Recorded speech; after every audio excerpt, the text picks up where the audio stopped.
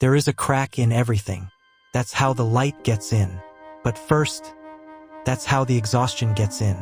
It is not the tiredness of a long day. It is the tiredness of a long performance, of a role you began rehearsing years ago, when you still believed that approval was the same thing as love. Have you ever felt completely seen, and yet completely invisible? You stand in a room full of people who know your name, your title, your role, and you feel like the most profound stranger of them all, because the person they are applauding is a ghost, and you are the only one who can feel the haunting. That is the crack, that small, silent fracture between who you are expected to be and who you actually are. And through that crack seeps not just light, but a cold, quiet truth. You are living a life that is parallel to your own. Look at your right hand right now. Feel the weight of your phone, the instrument that documents your parallel life. The life where you are happy, productive, connected. And then look at your left hand, empty, waiting to hold something real, something that cannot be captured in a story, measured in likes, or turned into content. Between these two hands lies an ocean of loneliness that no algorithm can measure. This crack is not your failure. It is your most faithful compass, because the pain you feel by living divided is not a sign that you are broken. It is a sign that you are still alive, that your essential integrity is still working like an emotional immune system, rejecting the life that does not belong to you. The real problem is not that you are exhausted. It is that you have been using the wrong energy to power the wrong life. Part 2. The surgical anatomy of the mask. Let's name the mask. It is not one single thing. It is a composite, a psychological armor you have built layer by layer, wound by wound, expectation by expectation. First, there is the mask of competence. I've got this. When inside, you are drowning in uncertainty. This mask is born in childhood, when you learned that crying made you weak, and that having all the answers made you safe. You were taught to mistake vulnerability for incompetence, and now you pay the price with every "I'm fine" that contradicts the trembling in your hands. Then, the mask of agreeability? That sounds great, when your soul is screaming no. This is the mask of the child who learned that their value lay in being pleasant, of the child who discovered that their anger made them undesirable. It is the mask that trades your boundaries for acceptance, your truth for superficial harmony. And every time you wear it, you betray the part of yourself that knows exactly what it wants, and is afraid to say it out loud. But the heaviest one, the one that is truly suffocating you, is the mask of potential. The endless, future-focused, "I will be happy when," that robs you of any peace you could have now. When I lose 20 pounds, when I get that promotion, when I find the perfect person. This mask is brilliant because it looks virtuous. It looks like ambition, but in reality, it is spiritual procrastination. It is the most effective mechanism your mind has devised to avoid having to be present in an imperfect present. You polish this mask every morning. You check its reflection in the eyes of others. And the cruelest joke is this: the better you get at wearing it, the more applause you receive for a performance that is slowly extinguishing you. You are not failing at life. You are succeeding brilliantly at a game you never wanted to play. Your exhaustion is not a sign of weakness. It is the integrity of your soul refusing to sign off on a lie. Part 3.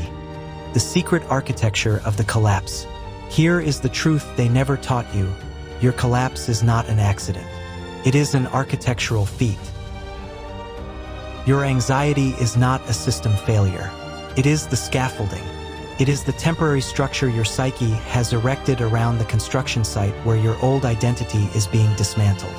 Every racing thought, every hurried heartbeat, is not a sign that you are falling apart.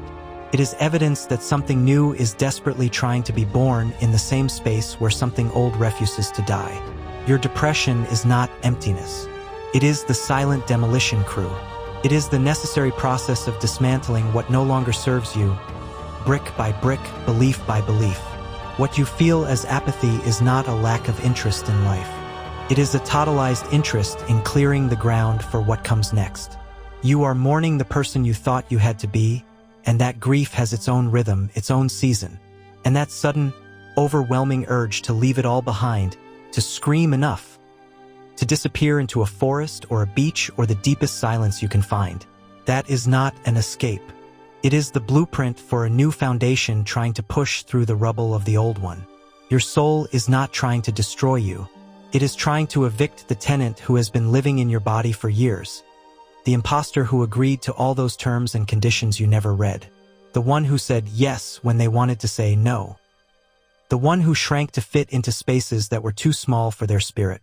So when you feel that urge to scream, to quit, to disappear, do not pathologize it.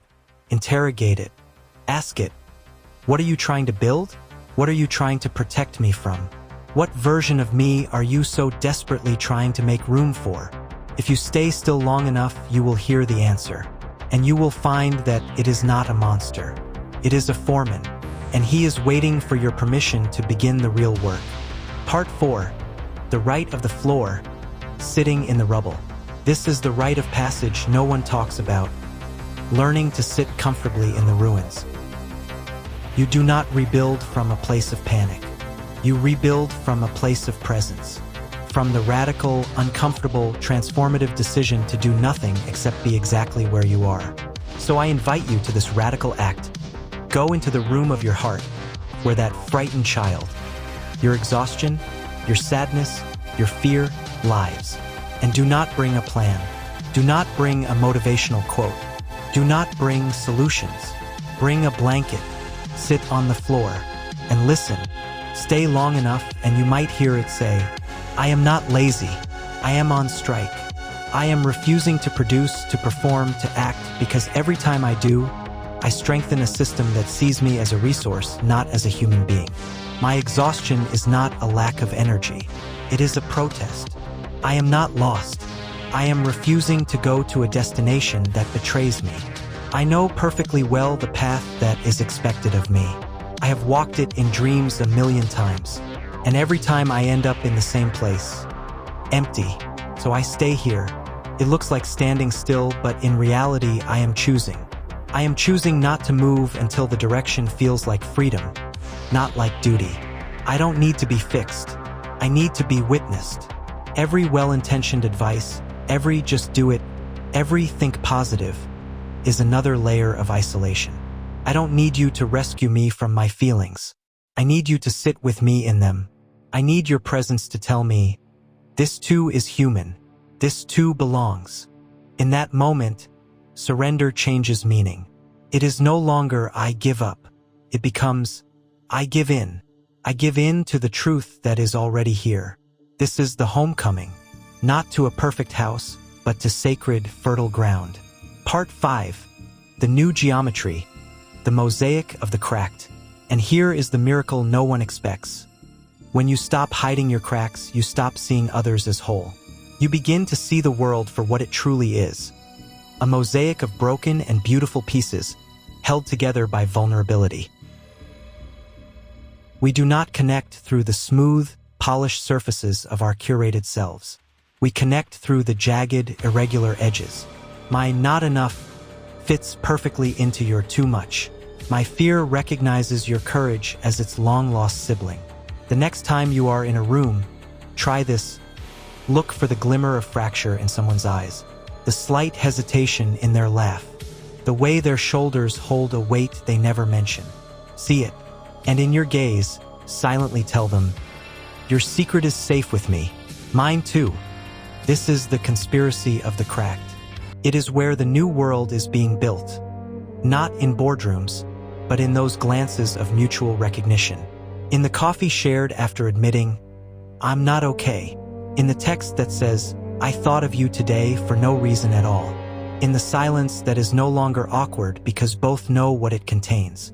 We are a tribe of shipwrecks who have learned to navigate storms not by strengthening our boats, but by learning to float on the debris. And it turns out the debris, when joined together, can build rafts sturdier than any perfect yacht. Part 6. The Manifesto of the Lightened. So let this be your new covenant. 1. I will mistake exhaustion for a messenger, not an enemy. 2. I will honor my collapses as necessary demolitions. 3. I will seek connection in the truth of my fractures, not in the perfection of my facade. You do not need to find your purpose today.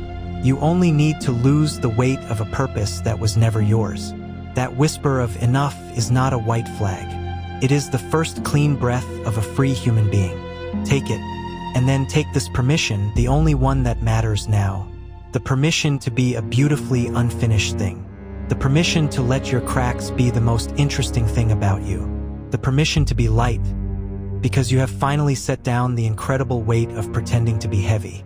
You are not broken. You are a threshold. Now walk through.